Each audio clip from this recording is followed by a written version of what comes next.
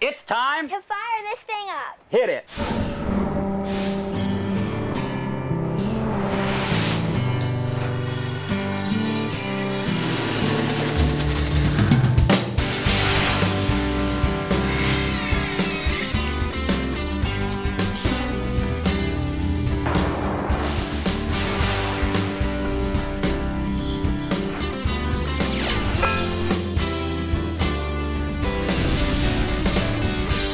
You guys see all that black mold and mildew inside these rod holders.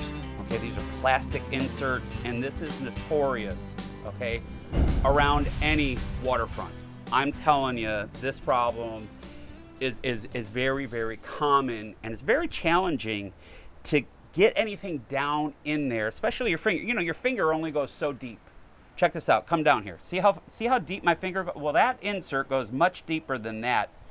And today on the program, what we're going to be kind of showing you is we're going to look at some various detailing tools as well as detailing products for not only rod holders, but also we're going to be giving you some speedy ways to wax the boat, as well as get rid of hard water spots. And I'm telling you, man, if you want your boat looking shipshape, today's program is going to be absolutely fantastic. Now, this is my wife's 23-foot Aubrey Brothers boat, and currently it's here at the house on the floating dock. Here's the situation. We're gonna have to move this boat out. We're gonna have to put it on its trailer, and it's gonna be stowed outside in the sun for a long period of time while we're bringing in another vessel to work on it. And today on the program, we're gonna be helping a lot of people that permanently keep their boats on a trailer that have T-tops and hard tops. Okay, there's tons of them, millions of them. And the sun will absolutely destroy your gear. That UV is, I'm telling you, it is a booger. But check this out, you know, we've got gauges and we've got electronics, compasses, you know, all kinds of switches and everything that we need to protect.